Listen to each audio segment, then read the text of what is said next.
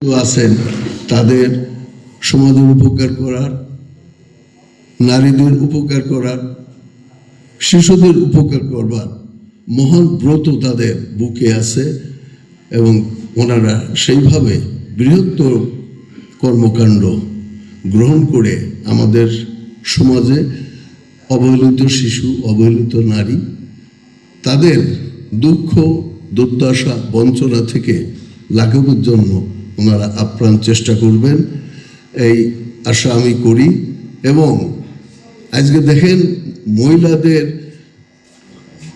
বঞ্চিত হচ্ছে কোথায়, উপর থেকে। আমরা যখন চেয়ারম্যান ছিলাম আমাদের 3 জন করে মহিলা সদস্য ছিল। এই মহিলা সদস্যদের কেউ কোনো পাত্তাই দিত না।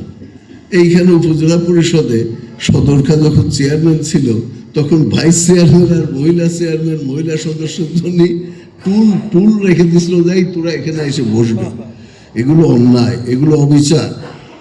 একজন চেয়ারম্যানও যখন ভোট নিয়ে আসে, একজন মহিলা সদস্যও সেভাবে ভোট নিয়ে আসে, একজন ভাইস চেয়ারম্যানও সেভাবে ভোট নিয়ে আসে। অতএব ক্ষমতার দম্ভে মানুষের অধিকারটা বঞ্চিত করাটাও অন্যায়। আমি আজকে এই ফোরামের সদস্যদের বলবো, এগুলো আপনাদের কর্মপদ্ধতিতে অন্তর্ভুক্ত করতে হবে। উচ্চ পর্যায়ে দেখেন মহিলা সংসদ সদস্য আছেন, ওনারা সরাসরি ভোটে নির্বাচিত না হলে ওনারা তো নির্বাচিত, কিন্তু তাদের সাথে আপনারা এই অধিকার ফোরামের কর্মকর্তা বৃন্দের আমি বলবো যে আপনারা তাদের সাথে একটু আলাপ করে দেখবেন, তাদের মনে কি ব্যথা, কি ক্ষোভ, কি যন্ত্রণা নিয়ে তারা এই সংসদ সদস্য পদটি আঁকড়িয়ে আছেন। করার কিছু নাই। আজকে একজন নারী তার বৈবাহিক সম্পর্ক যদি ঘাটতি হয়, উনি কোথায় যাবেন? আইনের আশ্রয়ে যাবেন। আর আমাদের দিয়ে সালিশ দরবার করাতে হলে এখন নতুন একটা বিষয় আবির্ভাব হয়েছে, তাকে আপনারা জানেন। সালিশ করতে গেলে আগে টাকা দেওয়া লাগে। আমি সালিশ করতে আমার কাছে আসবেন, আমাকে আগে 2,000, 5,000, 10,000, 20,000 টাকা দেওয়া লাগবে, না আমি সালিশ করব না।